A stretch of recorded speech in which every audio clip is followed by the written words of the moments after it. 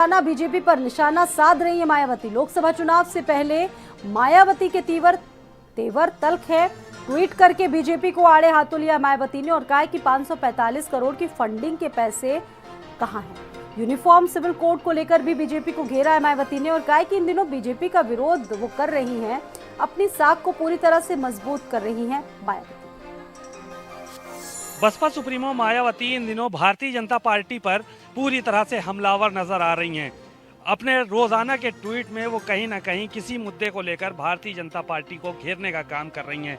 जैसे जैसे निकाय चुनाव और उसके बाद लोकसभा चुनाव नज़दीक आ रहे हैं, मायावती जाहिर है कि पूरी तरह से भारतीय जनता पार्टी को घेरने में लगी हुई हैं। अभी गुजरात चुनाव को लेकर उन्होंने भारतीय जनता पार्टी पर तमाम आरोप लगाए हैं और उन्होंने साफ तौर पर ये कहा है कि रोज़गार और विकास के मुद्दों के बजाय भारतीय जनता पार्टी विभाजनकारी मुद्दों को जो है वो गुजरात चुनाव में उठाने में लगी हुई है। इसलिए भारतीय जनता पार्टी जो है वो कहीं ना कहीं अपने आप को गुजरात में कमज़ोर महसूस कर रही है। शायद इसलिए उसने जो है वो समान आचार संहिता के मुद्दे को उठाना शुरू कर दिया है।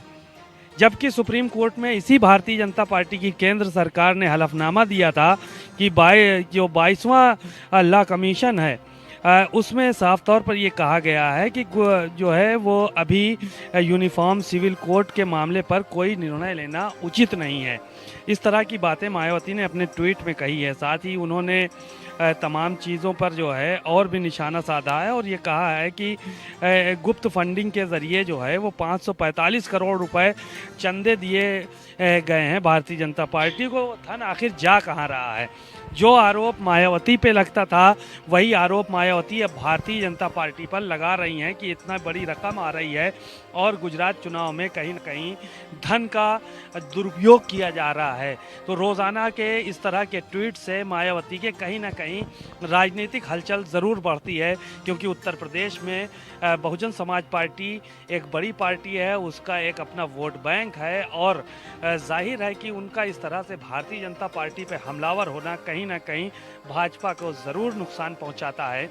और मायावती अपने आप में जो आरोप लगते थे मायावती के ऊपर कि भारतीय जनता पार्टी की बी टीम कहा जाता था, कभी कोई कुछ आरोप लगाता था, तो उससे भी कहीं ना कहीं पल्ला झाड़ती इन दिनों नज़र आ रही हैं। कैमरामैन अमरीश के साथ सीमा नकवी, भारत समाचार, लखनऊ।